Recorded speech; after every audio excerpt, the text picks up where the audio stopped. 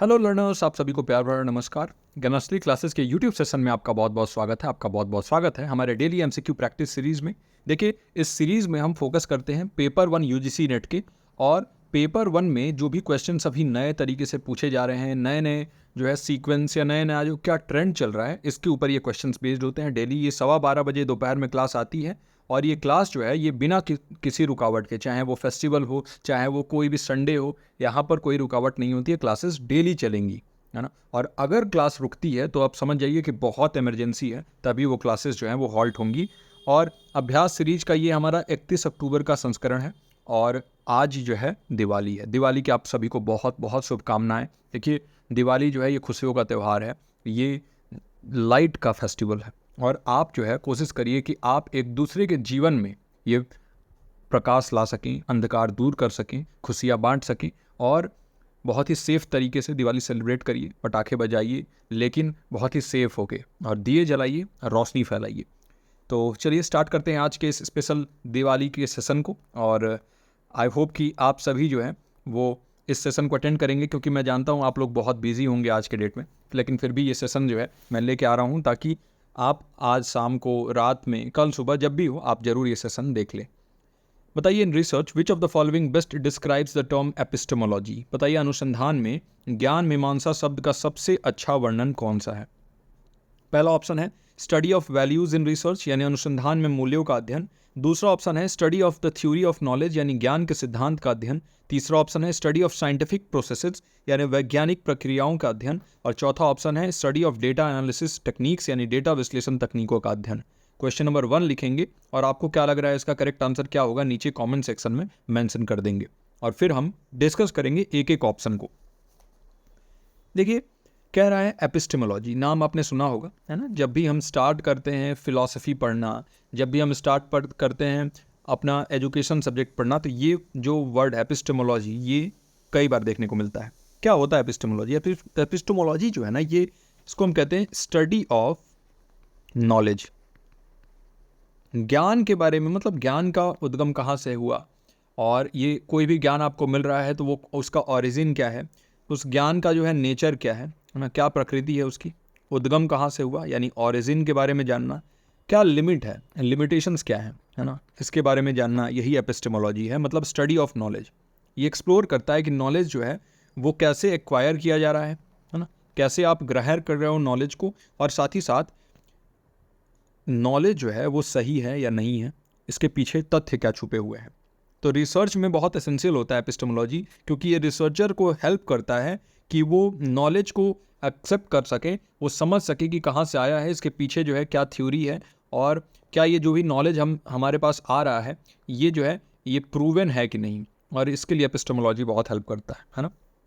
अब options discuss करें तो values in research, study of values in research. अगर आप वैल्यू को स्टडी करते हो तो इसको एपिस्टेमोलॉजी नहीं, इसको हम बोलते हैं एक्सियोलॉजी, याद रखिएगा। और यही फ़ायदा होता है हर एक ऑप्शन को डिस्कस करने का, डिस्क्राइब करने का, कि आपको जो है 4-4 क्वेश्चन का फ़ायदा एक क्वेश्चन में मिल जाता है। तो स्टडी ऑफ वैल्यूज़ जो है ये एक्सियोलॉजी होता है, जो कि एथिक्स और वैल्यूज़ के साथ डील करता है, यानी नैतिकता जो है इसके साथ डील करता है ये रिसर्च में, और एपिस्टेमोलॉजी से नहीं। तो ये नहीं होगा। Study of theory of knowledge, यानी जो नॉलेज है इसके नेचर, ओरिजिन, लिमिट्स के बारे में जानना, कैसे एक्वायर किया जा रहा है, इसके थ्योरीज के बारे में जानना, यही इसका करेक्ट आंसर हो जाएगा, ज्ञान के सिद्धांत का अध्ययन। स्टडी ऑफ साइंटिफिक प्रोसेसेस, तो देखिए साइंटिफिक प्रोसेसेस को स्टडी करना जो है ना, ये मेथडोलॉजी के बारे में है, ना कि आपको जो है कोई एक पर्टिकुलर यहाँ पर टर्म दे देगा। तो study of methods use in research ये हम कह सकते हैं, तो ये नहीं होगा। साइंटिफिक प्रोसेसेस जो है ना ये मेथड के बारे में है, कि कैसे आप कर रहे हैं, जो भी आप रिसर्च कर रहे हैं, तो वो हो गया। Study of data analysis techniques, देखिए ये जो है ना स्टैटिस्टिक्स या डेटा एनालिसिस के अंदर आ जाएगा। ये डेटा एनालिसिस या फिर स्टैटिस्टिक्स आप जानते ही हैं, सांख्यिकी, तो उसके अंदर आता है, तो ये नहीं होगा। इसका करेक्ट आंसर हो जाएगा बी। बढ़ते हैं अगले प्रश्न पर। हमारा अगला प्रश्न है आईसीटी में विच protocol is used primarily for secure communication over the internet. अगर आप इंटरनेट पर सुरक्षित संचार करना चाहते हो तो इसके लिए कौन सा प्रोटोकॉल उपयोग किया जाता है इंफॉर्मेशन एंड कम्युनिकेशन टेक्नोलॉजी में। पहला आपके पास ऑप्शन है HTTP, दूसरा ऑप्शन है FTP, तीसरा ऑप्शन है SSH, और चौथा ऑप्शन है HTTPS। एक एक ऑप्शन डिस्कस करेंगे। पहले तो आप क्या करिए, क्वेश्चन नंबर 2 लिख के और नीचे कमेंट सेक्शन में मेंशन कर दीजिए कि इसका करेक्ट आंसर क्या होगा। मैंने कई बार जो है आपको बताया है ये क्वेश्चन। देखिए एक एक ऑप्शन डिस्कस करते हैं। HTTP, देखिए HTTP क्या होता है। HTTP जो है ना ये अनएनक्रिप्टेड, मतलब इसमें एनक्रिप्शन नहीं होता है, किसी भी प्रकार का इसमें जो है ना सेफ्टी नहीं होता है, अनएनक्रिप्टेड प्रोटोकॉल होता है और सिक्योरिटी फीचर्स जो है इसमें नहीं होते हैं। तो सिक्योर कम्युनिकेशन के बारे में सिर्फ कम्युनिकेशन कहता तो ये सही हो जाता, सिक्योर कम्युनिकेशन कह रहा है तो ये नहीं होगा। हाइपर टेक्स्ट ट्रांसफ़र प्रोटोकॉल इसका फुल फॉर्म होता है। FTP, फाइल ट्रांसफ़र प्रोटोकॉल इसका फुल फॉर्म होता है। और फाइल ट्रांसफ़र प्रोटोकॉल जो है ना ये इंटरनेट पे आप फाइल्स को ट्रांसफ़र करने के लिए यूज़ करते हैं, ट्रांसफ़र फाइल्स। और ये जो है ये सिक्योर कम्युनिकेशन इंटरनेट पे करने के लिए नहीं होता है, तो ये भी नहीं होगा। SSH, देखिए SSH जो है ना ये एक सिक्योर प्रोटोकॉल है, लेकिन इसको रिमोट सर्वर एक्सेस के लिए यूज़ किया जाता है, जनरल वेब ब्राउजिंग के लिए यूज़ नहीं किया जाता, बल्कि अगर आप दूर दराज के कोई सर्वर को एक्सेस उसका लेना चाहते हैं तो इसके लिए SSH का यूज होता है, ये भी नहीं होगा। HTTPS इसका फुल फॉर्म इसका होता है hyper text transfer protocol secure, और यही इसका सही उत्तर होगा। देखिए HTTP और HTTPS में एक ही अंदर है कि ये सिक्योर्ड होता है, और सिक्योर होता है तो ये क्या होता है, बहुत ही वाइडली यूज़ होता है इंटरनेट कम्युनिकेशन सिक्योरली करने के लिए। बहुत ही अगर सुरक्षित रूप से आप इंटरनेट को उपयोग करना चाहते हो तो उसके लिए ये यूज़ होता है। ये क्या करता है, ये एनक्रिप्ट करता है, एक तरीके से हम कह देंगे कि लॉक कर देता है, और जो सेंडर है और जो रिसीवर है बस इनको ही पता चल पाएगा। एक ऐसा कोडिंग कर देगा ये कि बीच में अगर कोई इसको एक्सेस भी कर लेता है तो उसको समझ ही नहीं आएगा कि बात क्या हो रहा है। दोनों के पास एक की होता है और ये की जो है इन दोनों में शेयर होता है, और सिर्फ या तो सेंडर समझ पाएंगे कि क्या वो मैसेज भेज रहे हैं या रिसीवर समझ पाएंगे, तो ये होता है और यही इसका करेक्ट आंसर होगा। यूज़र और सर्वर के बीच में सिक्योर कनेक्शन के लिए यूज़ होता है और ये डेटा को प्रोटेक्ट करता है अनऑथराइज्ड एक्सेस या टैम्परिंग से। तो आई होप कि इसका सही उत्तर आपने नीचे कमेंट सेक्शन में दे दिया हो, hyper text transfer protocol secure. अपने अगले प्रश्न पर बढ़ते हैं। हमारा अगला प्रश्न है, which of the following is a characteristic of reflective teaching. निम्नलिखित में से कौन सा परावर्तक शिक्षण की विशेषता है। परावर्तक शिक्षण, रिफ्लेक्टिव टीचिंग, इसके बारे में ऑलरेडी हमने क्लासेस में भी बात की है ना, और पेपर 2 में भी बात किया है, पेपर 1 में भी बात किया है, ऑलरेडी हमारे जो ये डेली प्रैक्टिस सेशंस हैं इनमें भी बात किया है। डिस्कस करते हैं। सबसे पहला तो ऑप्शन देख लेते हैं, टीचर फोकस डिलीवरी यानी शिक्षक केंद्रित प्रसारण। दूसरा ऑप्शन है एम्फेसिस ऑन रोट लर्निंग यानी रटने पर जोर। तीसरा ऑप्शन है continuous self assessment and adaptation यानी सतत आत्म मूल्यांकन और अनुकूलन। और चौथा ऑप्शन है standardize testing as a core approach यानी मुख्य विधि के रूप में मानकीकृत परीक्षण। बताइए, अगर हम बात करें एक कैरेक्टरिस्टिक रिफ्लेक्टिव टीचिंग का, परावर्तक शिक्षण का, तो बताइए कि कौन सा होगा इनमें से। एक एक ऑप्शन डिस्कस करते हैं। ओके, तो देखिए teacher focus delivery. Teacher focus delivery क्या है, रिफ्लेक्टिव टीचिंग जो है ये जोर डालता है किस चीज़ पे, स्टूडेंट लर्निंग पे, और ये स्टूडेंट सेंटर्ड होता है, याद रखिएगा, है ना, हमेशा स्टूडेंट सेंटर होता है, विद्यार्थी केंद्रित होता है, स्टूडेंट का एंगेजमेंट को ये बढ़ावा देता है। स्ट्रिक्ट टीचर सेंट्रिक अप्रोच को तो बिल्कुल भी ये बढ़ावा नहीं देता है। ये टीचर फोकस डिलीवरी उसके बारे में बात कर रहा है। शिक्षक केंद्रित प्रसारण ये इसका सही उत्तर नहीं हो सकता है रिफ्लेक्टिव टीचिंग का, क्योंकि रिफ्लेक्टिव टीचिंग में क्या होता है, हम रिफ्लेक्शन करते हैं, हम आत्मचिंतन करते हैं, सेल्फ असेसमेंट करते हैं। यहाँ पर जो शिक्षक हैं वो क्या करते हैं, विश्लेषण करते हैं टीचिंग प्रैक्टिसेस के। बी क्या कह रहा है, रोट लर्निंग को एम्फेसाइज करना, जोर डालना, रटने पर जोर डालना। रिफ्लेक्टिव टीचिंग जो है ना ये क्रिटिकल थिंकिंग को बढ़ावा देता है, याद रखिएगा, आलोचनात्मक चिंतन को बढ़ावा देता है ये क्रिटिकल थिंकिंग को, है ना। और ये क्या करता है, प्रॉब्लम सॉल्विंग के ऊपर इसका ध्यान होता है, समस्या समाधान के ऊपर, अडेप्टेबिलिटी के ऊपर इसका ध्यान होता है, अनुकूलन के ऊपर। और ये सभी चीज़ें जो है ना रोट लर्निंग में बिल्कुल नहीं होता है। रोट लर्निंग मतलब रटना, मेमोराइजेशन, और ये बिल्कुल इसका सही उत्तर नहीं हो सकता है। Continuous self assessment and adaptation, यही इसका सही उत्तर होगा। देखिए रिफ्लेक्टिव टीचिंग जो है ना इसमें ऑन गोइंग सेल्फ असेसमेंट करते हो आप, यानी आप लगातार सतत रूप से जो है आत्म मूल्यांकन करते रहते हो और ये देखते हो कि क्या कौन से टीचिंग प्रैक्टिस को हम यूज़ करेंगे as a teacher, as a शिक्षक, तो हमारा जो है स्टूडेंट का जो लर्निंग आउटकम है वो बेटर होगा, उनको अच्छे तरीके से समझ में आएगा। तो हमें फीडबैक मिलता है, यहाँ पर फीडबैक के ऊपर हम काम करते हैं और रिजल्ट बेहतर होता है। तो इससे ओवरऑल जो हमारे शिक्षण है उसकी गुणवत्ता बेहतर होती है ना, और जो स्टूडेंट आउटकम है, विद्यार्थी जो कुछ भी पढ़ते हैं और उन जो कुछ भी सीखते हैं वो ज़्यादा बेहतर बनता है। तो ये होगा इसका सही उत्तर। डी है standardize testing as a core approach. Standardize testing जो है ना रिफ्लेक्टिव टीचिंग क्या करता है, टेस्टिंग के आगे पहुंचता है, ये बियॉन्ड टेस्टिंग बारे में बात करता है। एडाप्टेबल मेथड्स के बारे में बात करता है, स्टैंडर्डाइज टेस्ट के बारे में बात नहीं करता है। स्टैंडर्डाइज टेस्ट मतलब क्या है, ये फिक्स है, मानकीकृत परीक्षण में एकदम फिक्स है कि इस चीज़ को पार करोगे तो आप पास, नहीं तो फेल। लेकिन यहाँ पर फ्लेक्सिबिलिटी के बारे में बात होता है। तो सी ऑप्शन, सतत आत्म मूल्यांकन और अनुकूलन जो है इसका सही उत्तर होगा।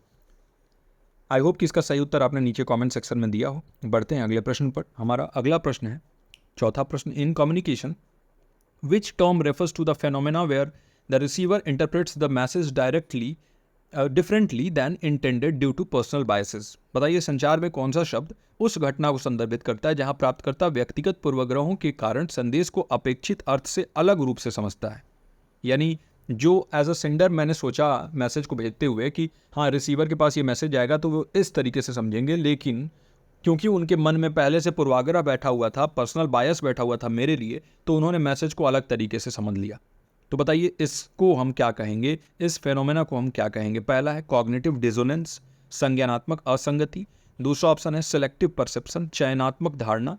तीसरा ऑप्शन है एटीट्यूडनल बैरियर यानी दृष्टिकोण अवरोध। और चौथा ऑप्शन है साइकोलॉजिकल फिल्टरिंग यानी मनोवैज्ञानिक छटाई। बताइए इनमें से कौन सा ऑप्शन सही होगा। क्वेश्चन नंबर 4 लिख के नीचे कमेंट सेक्शन में मेंशन कर देंगे आपको क्या लग रहा है इसका सही उत्तर क्या होगा। एक एक करके फिर हम डिस्कस करते हैं। देखिए पहला ऑप्शन अगर हम डिस्कस करें, कॉग्निटिव डिसोनेंस क्या होता है, ये संज्ञानात्मक असंगति। ये टर्म जो है ना, ये मेंटल डिस्कम्फर्ट के बारे में है। मेंटल लेवल पे डिस्कम्फर्ट होता है, असहजपन हमें महसूस होता है अगर हमारे पास कॉन्फ्लिक्टिंग बिलीफ्स हैं। तो ऐसे बिलीफ जो कि कॉन्फ्लिक्ट पैदा कर सकते हैं, कॉन्फ्लिक्ट करते हैं जो भी चीज़ें आप सोच रहे हो उसमें। तो ये biased based miss interpretation of message नहीं होता है, बल्कि मेंटल डिस्कम्फर्ट के बारे में होता है ना। किसी भी तरीके का पूर्वाग्रह से रिलेटेड ये नहीं होता है, तो ये नहीं होगा। सेलेक्टिव परसेप्शन क्या होता है, ये जब कोई व्यक्ति जो है ना उसके मन में कुछ ना कुछ पूर्वाग्रह बैठा हुआ हो, बायसेस हो या फिर वो एक्सपेक्टेशन हो। मान लीजिए कि आप मुझसे एक्सपेक्ट कर रहे हैं कि सर जो है मुझे 3 घंटे पढ़ाएंगे और मैंने आपको 1 घंटे पढ़ा दिया, फिर मैं अगले दिन जब आऊँगा मेरी बात आपको समझ में नहीं आए क्योंकि आपका एक्सपेक्टेशन मुझसे कुछ और है ना। या फिर आप अगले मन में सोच लिया आपने कि सर बिल्कुल अच्छा नहीं पढ़ाएंगे, और मैं कितना भी बेहतर पढ़ाऊँ आपके दिमाग में बैक ऑफ द माइंड ये चलता रहेगा कि नहीं ये अच्छा नहीं पढ़ा रहे हैं, और इस वजह से क्या होगा आप समझ ही नहीं पाओगे। The concept which I will teach you will not understand. क्यों? क्योंकि आपका जो मन में अपने पूर्वाग्रह बैठाए हुए हो आप, वो आपको रोकेगा लर्निंग से। तो वैसे ही मैसेजेस को इंटरप्रेट कर लिया जाता है गलत तरीके से, इन्फ्लुएंस आ जाता है, और ये ना मिस कम्युनिकेशन करने मतलब होने के लिए सबसे बड़ा जिम्मेदार है। मिस कम्युनिकेशन हो जाता है, संचार जो है अलग तरीके से इसको समझ लिया जाता है। रिसीवर जो है वो गलत समझ लेते हैं, गलत तरीके से इंटरप्रेट कर लेते हैं, और सेंडर का इंटेंट कुछ और रहता है, सेंडर कुछ और भेजना चाहते हैं मैसेज और भेजे भी रहते हैं, लेकिन उसको गलत तरीके से इंटरप्रेट कर लिया जाता है। इसको हम सेलेक्टिव परसेप्शन कहते हैं। बी चयनात्मक धारणा, तो यही इसका सही उत्तर होगा। तीसरा ऑप्शन एटीट्यूडनल बैरियर जो है ना, ये रेसिस्टेंस हमारे एटीट्यूड के ऊपर बेस्ड होता है, यानी कि हम जो है कहीं ना कहीं क्या करते हैं, पर्सनल बायसेस इसमें नहीं शामिल होता, बल्कि हमारा एटीट्यूड ही ऐसा होता है कि हमें रेसिस्ट करता है, हम कोई चीज़ समझ ही नहीं पाते क्योंकि हमारा एटीट्यूड वैसा होता है ना। तो पर्सनल बायसेस इसमें नहीं आती, एटीट्यूडनल बैरियर है ये। और साइकोलॉजिकल फिल्टरिंग क्या होता है, जब देखिए साइकोलॉजिकल फिल्टरिंग जो है ना, कोई भी मैसेज का कुछ पार्ट आप इग्नोर कर देते हो क्योंकि आपको वो असहज लगता है। कई बार आप देखते हैं ना कि आप पेपर 1 की तैयारी करते हैं और डीआई को बिल्कुल ही क्या करते हैं, आप फिल्टर कर देते हैं, नहीं डीआई हम नहीं पढ़ेंगे, हमको डीआई आता ही नहीं है, डेटा इंटरप्रिटेशन बहुत हार्ड है। तो वो क्या है, साइकोलॉजिकल फिल्टरिंग है, और वो चीज़ जब आपके सामने भी आएगा तो आपका ध्यान ही नहीं जाएगा उसके ऊपर, है ना। तो ये मिस इंटरप्रिटेशन से रिलेटेड नहीं है, बल्कि ये जो है फिल्टर करके उसको सीधा हटा देने से है। तो ये भी नहीं होगा, इसका सही उत्तर हो जाएगा बी। आई होप कि इसका सही उत्तर आपने नीचे कॉमेंट सेक्शन में दे दिया हो। अगले प्रश्न पर बढ़ने से पहले, अगर आप पेपर 2 में इंटरेस्टेड हैं, अगर आप एजुकेशन पेपर 2 पढ़ना चाहते हैं, तो 1999 में आपको जो है पेपर 2 एजुकेशन पढ़ाया जाएगा। बहुत ही बेहतरीन क्लासेस और बिल्कुल ही स्ट्रक्चर्ड नोट्स, और बिल्कुल आखिरी दिन ही चल रहा है ये। तो अगर आप इंटरेस्टेड हैं तो आप एडमिशन ले सकते हैं, क्योंकि अब बहुत समय बचा नहीं है, 1 से 1.5 महीने जो है वो लगभग बचे हैं, और एग्जामिनेशन मैक्सिमम 2 महीने के अंदर में तो होने ही वाला है। तो अगर आप चाहते हैं कि बेहतर तरीके से आप तैयारी करें, तो 1999 is the price and this is the number, you can call on this number and you can take the admission. Okay, अब हमारा अगला प्रश्न है प्रश्न number 5। Under which article of the Indian constitution is the provision for establishing higher education institutions made. बताइए भारतीय संविधान के किस अनुच्छेद के तहत उच्च शिक्षा संस्थान स्थापित करने का प्रावधान है। पहला ऑप्शन है आपके सामने आर्टिकल 29 या अनुच्छेद 29। दूसरा ऑप्शन है आर्टिकल 32 या अनुच्छेद 32। तीसरा ऑप्शन है आर्टिकल 45 या अनुच्छेद 45। और चौथा ऑप्शन है आर्टिकल 51A या अनुच्छेद 51A। बताइए इनमें से कौन सा सही उत्तर होगा। भारतीय संविधान के तहत जो है अगर आप हायर एजुकेशन इंस्टीट्यूशंस बनाना चाहते हो तो उसके लिए कौन सा आर्टिकल जो है जिम्मेदार है ना, बताइए। एक एक करके एक एक ऑप्शन हम डिस्कस करते हैं। तो देखिए जो भी पहले तो आपका क्या करेक्ट आंसर आपको क्या लग रहा है क्वेश्चन नंबर 5 का मेंशन करिए नीचे कमेंट सेक्शन में, और फिर हम अगर आगे बढ़ते हैं। देखिए आर्टिकल 29 जो है ना ये protection of cultural and educational rights for minorities के ऊपर है ना। कल्चरल और एजुकेशनल राइट्स अगर आप माइनॉरिटीज़ का यहाँ पर प्रोटेक्ट करना चाहते हैं तो इसके बारे में है, इंस्टीट्यूशंस को इस्टेब्लिश करने के बारे में नहीं है, तो ये नहीं होगा। आर्टिकल 32 जो है वो डील करता है राइट टू कॉन्स्टिट्यूशनल रेमेडी, ये डायरेक्टली सुप्रीम कोर्ट के पास पावर होता है कॉन्स्टिट्यूशनल रेमेडी, है ना। तो अगर कोई आपकी सुनवाई नहीं कर रहा है तो डायरेक्टली जो है आप राइट टू कॉन्स्टिट्यूशनल रेमेडी के तहत भी कार्रवाई आप जो है करवा सकते हैं, डायरेक्टली अप्रोच कर सकते हैं, लेकिन ये establishment of higher education institution से रिलेटेड नहीं है, ये भी नहीं होगा। आर्टिकल 45 जो है ना ये डायरेक्ट करता है स्टेट को, या स्टेट या फिर कंट्री हम कह सकें कि वो फ्री और कंपलसरी एजुकेशन प्रोवाइड करे, है ना। और इसी में जो है ना इस्टेब्लिशमेंट ऑफ एजुकेशनल इंस्टीट्यूशंस है आर्टिकल 45 में ही। तो ये आर्टिकल जो है ना प्राइमरली फोकस करता है एलिमेंट्री एजुकेशन या प्राइमरी एजुकेशन में, लेकिन अगर हम व्यापक तौर पे देखें तो ये एजुकेशनल इंफ्रास्ट्रक्चर के फाउंडेशन को सपोर्ट करता है, और इसीलिए यही इसका सही उत्तर हो जाएगा। आर्टिकल 45 या अनुच्छेद 45 जो है इसका सही उत्तर होगा। आर्टिकल 51A ये आउटलाइन करता है फंडामेंटल ड्यूटीज़ को, है ना, फंडामेंटल ड्यूटीज़ के बारे में ये है, और इसमें वैल्यू एजुकेशन के बारे में भी, नैतिक शिक्षा के बारे में और शिक्षा की नैतिकता के बारे में बात किया गया है, तो ये भी नहीं होगा, इसका करेक्ट आंसर हो जाएगा सी। आई होप कि इसका सही उत्तर आपने नीचे कमेंट सेक्शन में दे दिया हो। बढ़ते हैं अपने छठे प्रश्न की तरफ। Which sustainable development goal focuses on quality education, बहुत ही इंपॉर्टेंट है और डायरेक्टली इससे क्वेश्चंस आ जाते हैं, फैक्ट वाले क्वेश्चन है, ज़्यादा समय वेस्ट नहीं करेंगे। कौन सा सतत विकास लक्ष्य सस्टेनेबल डेवलपमेंट गोल गुणवत्तापूर्ण शिक्षा पर केंद्रित है? पहला है SDG 4, दूसरा ऑप्शन है SDG 6, तीसरा ऑप्शन है SDG 10 और चौथा ऑप्शन है SDG 12। बताइए इनमें से सही ऑप्शन कौन सा है, आपको क्या लग रहा है? एक एक ऑप्शन डिस्कस करते हैं। पहला SDG 4, देखिए सस्टेनेबल डेवलपमेंट गोल कितने हैं सबसे पहले तो ये बताइए। 17 गोल्स होते हैं, है ना। और देखिए क्वेश्चन नंबर 6 का क्या सही उत्तर लग रहा है ये नीचे कमेंट सेक्शन में आप मेंशन कर दीजिए जब तक मैं बता रहा हूँ सस्टेनेबल डेवलपमेंट गोल के बारे में कुछ। तो देखिए सबसे पहले तो ये मिलेनियम डेवलपमेंट गोल सन 2000 में आया था और इसमें 8 गोल्स थे, और इन्हीं के सक्सेसर के रूप में, क्योंकि इसमें जो है कुछ कमी रह गया था और सस्टेनेबिलिटी के बारे में बात नहीं कर रहा था ये, तो इसी के सक्सेसर के रूप में ये सस्टेनेबल डेवलपमेंट गोल जो है, और ये 15 साल का लक्ष्य रखा गया था MDG का, और ये 15 साल बाद 2015 में जो है ये आया सस्टेनेबल डेवलपमेंट गोल। इसमें 17 टोटल गोल्स और 169 टारगेट्स थे, अभी भी हैं। ये 2030 तक का लक्ष्य रखा गया है इसको पूरा करने का, और भारत जो है लीड कर रहा है सस्टेनेबल डेवलपमेंट गोल को पूरा करने में, याद रखिएगा, है ना। और इसमें 17 गोल्स हैं। 17 गोल्स में से देखिए SDG 4 जो है इसका एम क्या है? Inclusive and equitable quality education, यानी कि बराबर और समावेशी गुणवत्तापूर्ण शिक्षा प्रदान करना, और जीवन पर्यंत अधिगम के जो यहाँ पर अपॉर्चुनिटीज़ हैं, अवसर हैं, उसको प्रदान करना। तो SDG 4 जो है ये क्वालिटी एजुकेशन के बारे में बात करता है, यही इसका सही उत्तर हो जाएगा A, sustainable development goal number 4। Goal number 6 किसके बारे में बात करता है? क्लीन वाटर और सैनिटेशन के बारे में, है ना। और देखिए मैंने ऑलरेडी करा रखा है ये, तो अगर आपको चाहिए कि सारे सस्टेनेबल डेवलपमेंट गोल आप पढ़ना चाहते हो तो आप जाके और चेक कर सकते हैं, वीडियो पड़ा हुआ है चैनल पर, है ना।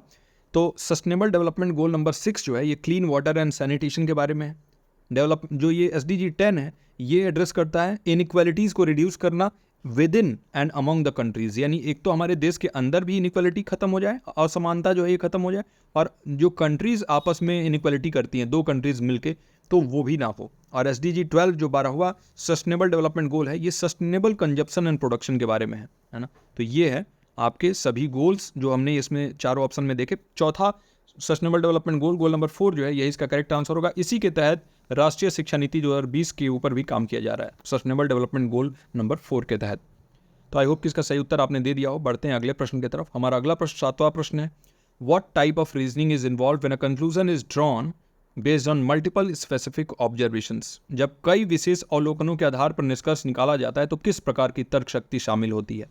पहला है डिडक्टिव रीजनिंग, दूसरा है एनालॉजिकल रीजनिंग, तीसरा है इंडक्टिव रीजनिंग, और चौथा ऑप्शन है कॉजल रीजनिंग, यानी निगमनात्मक तर्क शक्ति, अनुरूप तर्क शक्ति, आगमनात्मक तर्क शक्ति और कारणात्मक तर्क शक्ति। बताइए इनमें से कौन सा सही उत्तर होगा? क्वेश्चन नंबर 7 का क्या सही उत्तर होगा नीचे कमेंट सेक्शन में जाकर मेंशन कर दीजिए। ऑप्शन नंबर ए, बी, सी और डी में से कौन सा ऑप्शन सही होगा।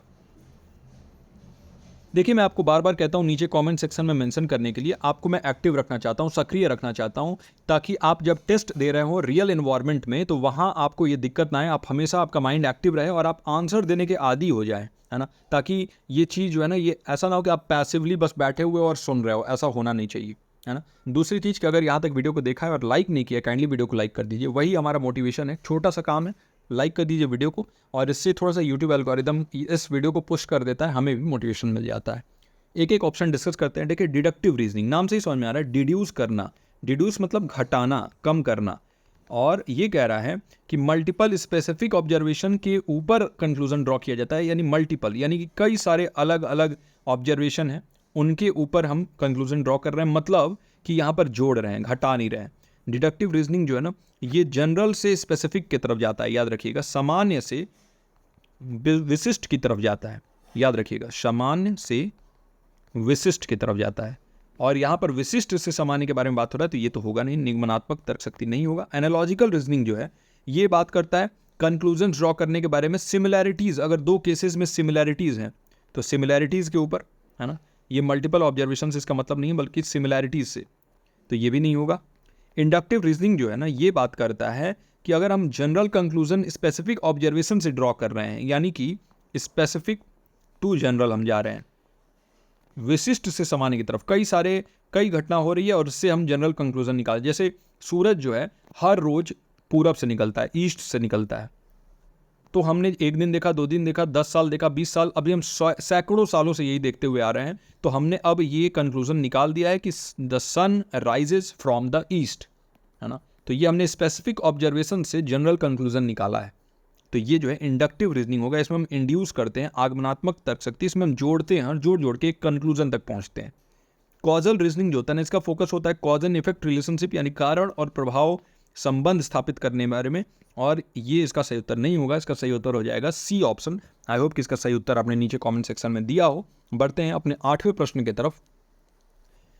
8वां प्रश्न है, which sampling technique is most suitable for rare population groups. दुर्लभ जनसंख्या समूहों के लिए कौन से नमूना तकनीक सबसे उपयुक्त है। यहाँ बात कर रहे हैं हम रेयर पॉपुलेशन ग्रुप, ऐसा ग्रुप जो कि बहुत रेयर है, बहुत दुर्लभ है। पहला है क्लस्टर सैम्पलिंग, दूसरा है स्ट्रेटिफाइड सैम्पलिंग, तीसरा है स्नोबॉल सैम्पलिंग और चौथा है सिस्टमेटिक सैम्पलिंग, है ना। यानी क्लस्टर नमूनाकरण, स्तरीकृत नमूनाकरण, स्नोबॉल नमूनाकरण और प्रणालीगत नमूनाकरण। मैंने बार बार आपको बताया है, ये क्वेश्चन भी कई बार डिस्कस हो चुका है। सबसे पहले तो आप इसका सही उत्तर क्या लग रहा है आपको नीचे कमेंट सेक्शन में दीजिएगा। मैं देखना चाहता हूँ कि कितने लोग जो है रिलेट कर पा रहे हैं। क्वेश्चंस बदल के अगर मैं दे रहा हूँ तो आप इसका सही उत्तर दे पा रहे हैं कि नहीं। मुझे याद आ रहा है कम से कम 3 बार इन प्रैक्टिस सेशन में मैं आपको बता चुका हूँ ये चीज़।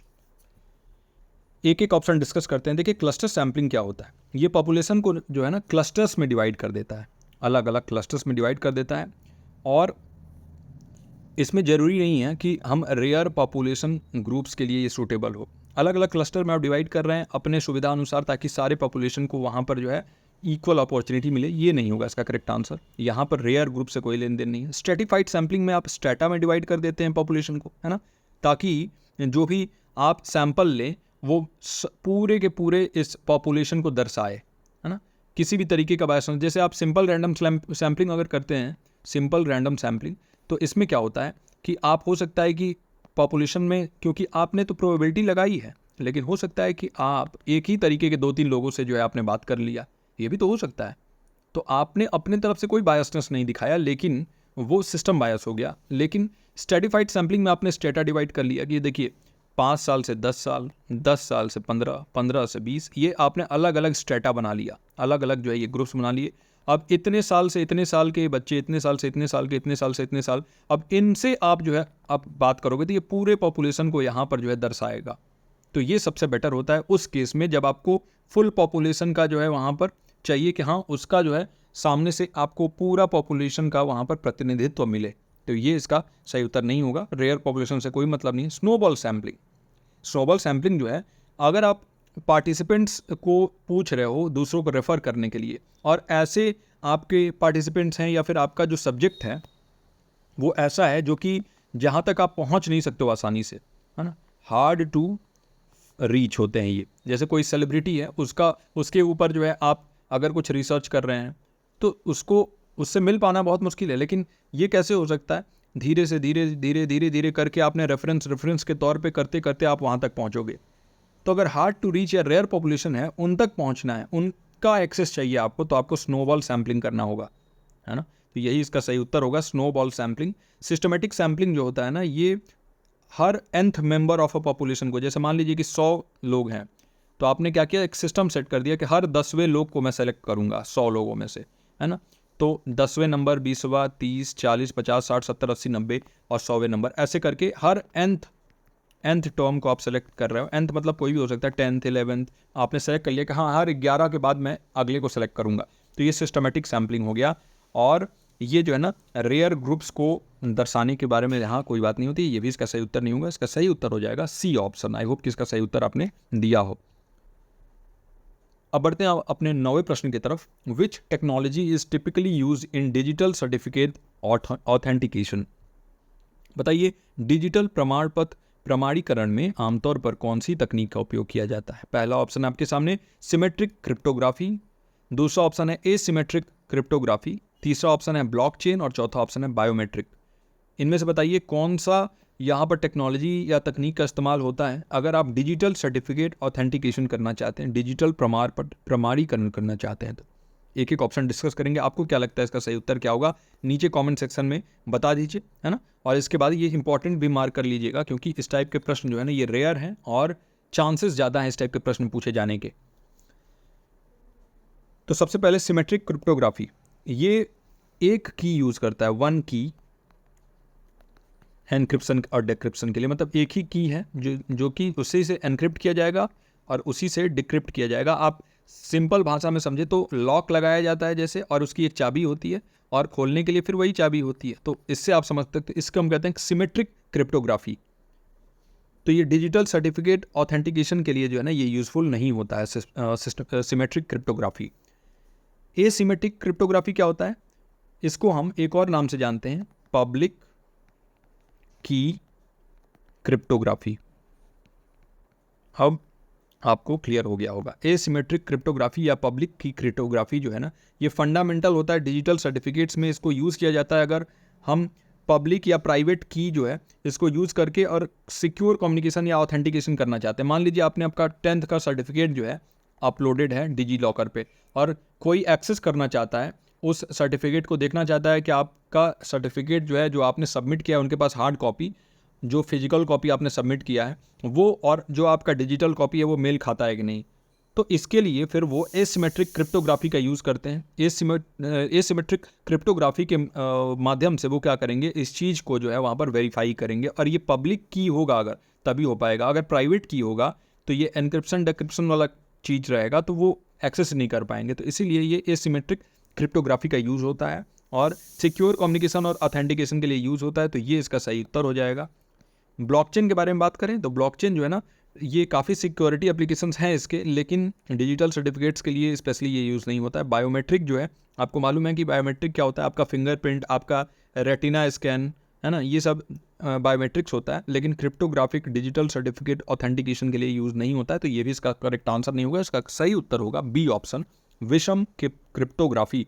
आई होप कि इसका सही उत्तर जो है आपने नीचे कमेंट सेक्शन में दे दिया हो। बढ़ते हैं अपने आखिरी प्रश्न की तरफ, और आखिरी प्रश्न पर बढ़ने से पहले एक छोटी सी जानकारी आप लोग के लिए। अगर आपको मेरा पढ़ाया हुआ पसंद आता है, मैं जो भी आपको बताता हूँ, समझाता हूँ, मेरे समझाने का टेक्निक, मेरे जो नोट्स हैं वो आपको समझ में आता है, तो आप जो है एनरोल कर सकते हैं हमारे पेपर 1 बैच में। बाउंस बैक बैच जो है ये लॉन्च हो चुका है। मात्र 899 इसका जो है प्राइस है, और 899 में आपको बिल्कुल ही सिस्टमेटिक नोट्स मिलेंगे। रिवीजन के लिए जो है सारी तरीके से मैं आपको हेल्प करूँगा। 24/7 I am available for you, और आपको पर्सनलाइज जो है लर्निंग का पूरा मौका मैं दूंगा। और साथ ही साथ मैराथॉन्स भी यहाँ पर अवेलेबल होते हैं, मॉक टेस्ट भी कराए जाते हैं। तो सारी चीज़ें इतने ही में आपको मिलने वाली हैं। The number is 9015958713। If you are interested तो आप कॉल या मैसेज कर सकते हैं on this number. Vinay sir का नंबर है ये। बढ़ते हैं अपने आखिरी प्रश्न की तरफ। 10वां प्रश्न, which approach in teaching emphasises learning through real life application and experimentation. शिक्षण में कौन सा दृष्टिकोण वास्तविक जीवन अनुप्रयोग और प्रयोग के माध्यम से सीखने पर जोर देता है। रियल लाइफ एप्लीकेशन और एक्सपेरिमेंटेशन से आप कुछ सीख रहे हो, बताइए कौन सा टीचिंग जो है जोर डालता है इसके ऊपर। पहला है कोलाबरेटिव लर्निंग या सहयोगात्मक अधिगम, दूसरा ऑप्शन है एक्सपोजिटरी लर्निंग यानी निरूपण अधिगम, तीसरा ऑप्शन है एक्सपीरियंशियल लर्निंग यानी अनुभवात्मक अधिगम, और चौथा ऑप्शन है कॉन्स्ट्रक्टिविस्ट लर्निंग यानी संरचनावादी अधिगम। क्वेश्चन नंबर 10 लिख के आपको क्या लग रहा है इसका सही उत्तर क्या होगा नीचे कमेंट सेक्शन में मेंशन कर देंगे। यहाँ तक इस वीडियो को अगर देखा है तो आप एक सीरियस लर्नर हैं, आप बहुत ही डिसिप्लिन्ड हैं। आज दिवाली है और दिवाली होने के बावजूद भी आपने कुछ समय निकाल लिया ये सेशन देखने के लिए, तो आप कुछ बहुत बड़ा करने वाले हैं। और इस बात को समझ लीजिए कि आगे आने वाले समय में अगर ऐसे ही डट के आप पढ़ते रहे तो आप कोई भी ड्रीम अचीव कर सकते हैं। अगर यहाँ तक इस वीडियो को देखा है, लाइक नहीं किया तो काइंडली वीडियो को लाइक कर दीजिए, अपने स्टडी ग्रुप्स में शेयर कर दीजिए, और कैसा लग रहा है आपका अनुभव कैसा रहा इस क्लास में नीचे कमेंट सेक्शन में शेयर कर दीजिएगा। बढ़ते हैं इसके ऑप्शंस की तरफ। कोलैबोरेटिव लर्निंग, देखिए कोलैबोरेटिव लर्निंग जो है ना इसका फोकस होता है ग्रुप इंटरेक्शन पे। ग्रुप में हम यहाँ पर सीखने की कोशिश करते हैं एक दूसरे के सहयोग के माध्यम से। इसमें बहुत सारे अलग अलग कंपोनेंट शामिल होते हैं। इसमें टीचर होते हैं, स्टूडेंट होते हैं, सहपाठी होते हैं, है ना। और ये जो है बहुत ही एक अच्छा मेथड होता है लर्निंग के लिए, लेकिन ये रियल लाइफ एप्लीकेशन और एक्सपेरिमेंट के थ्रू यहाँ पर हम नहीं सीखते हैं, तो कोलैबोरेटिव लर्निंग इसका सही उत्तर नहीं होगा। एक्सपोजिटरी लर्निंग तो ये बिल्कुल ही नहीं होगा। निरूपण अधिगम, एक्सपोजिटरी लर्निंग में जो है आप एज इट इज़ जो भी चीज़ें हैं बता देते हो, जैसे लेक्चर मेथड में आप करते हो ना, व्याख्यान आधारित शिक्षण देते हो। आप आते हो किसी चीज़ को उसका लेक्चर देते हो और चले जाते हो, तो ये टीचर सेंटर्ड मेथड है। इन्फॉर्मेशन प्रेजेंटेशन के बारे में होता है, ये एप्लीकेशन के बारे में इसका कोई यहाँ पर मनसा नहीं होता है, तो ये भी नहीं होगा। एक्सपीरियंशियल लर्निंग, अनुभवात्मक शिक्षण जो है ये इसका सही उत्तर होगा। अनुभव के माध्यम से अधिगम कराना जो है ये सबसे बेहतर माना जाता है। एक्सपीरियंशियल लर्निंग ये आपको जो है एनकरेज करता है कि लर्निंग या अधिगम ऐसे हो कि जिसमें हैंड्स ऑन एक्टिविटीज़ हो, बच्चे जो है अपने हाथों से कुछ करके सीखें, रियल लाइफ एप्लीकेशन के थ्रू सीखें और डायरेक्टली वो अप्लाई कर सकें ज्ञान को, नॉलेज को जो है अप्लाई कर सकें। इसके बारे में होता है एक्सपीरियंशियल लर्निंग, तो यही इसका करेक्ट आंसर होगा। कंस्ट्रक्टिविस्ट लर्निंग जो है ना ये भी जो है नॉलेज बिल्डिंग के बारे में है। एक्सपीरियंशियल लर्निंग जो है ना ये ज़्यादा फोकस्ड होता है हैंड्स ऑन एक्टिविटीज़ में और एक्सपेरिमेंटेशन पे। वही कंस्ट्रक्टिविस्ट लर्निंग जो है ये नए नए अप्रोचेज, संरचनावादी अधिगम जो है ये नए नए अप्रोचेज से सीखने के बारे में है। तो ये कहीं ना कहीं ये भी एक सही उत्तर हो सकता था, लेकिन इन दोनों में से अगर चुनना हो तो experiential learning is the correct answer, है ना। तो सी ऑप्शन इसका सही उत्तर हो जाएगा। तो आई होप कि इसका सही उत्तर आपने नीचे कमेंट सेक्शन में दे दिया हो। इस वीडियो को यहाँ तक देखने के लिए आपका बहुत बहुत शुक्रिया। दिवाली की एक बार फिर से आप सभी को बहुत बहुत शुभकामनाएं। अच्छे से दिवाली सेलिब्रेट करिएगा और जानवरों को जो है ना ज़्यादा परेशान मत करिएगा, परेशान बिल्कुल मत करिएगा। देखिए वो बेजुबान होते हैं, वो बोल नहीं सकते हैं, तो पटाखों से और इन सभी चीज़ों से उनको डराना जो है ये सही चीज़ नहीं है। तो बहुत बहुत धन्यवाद आप सभी का, और मैं मिलता हूँ आपसे अगले वीडियो में। टिल देन आप अपना और अपनों का ख्याल रखिए। नमस्कार।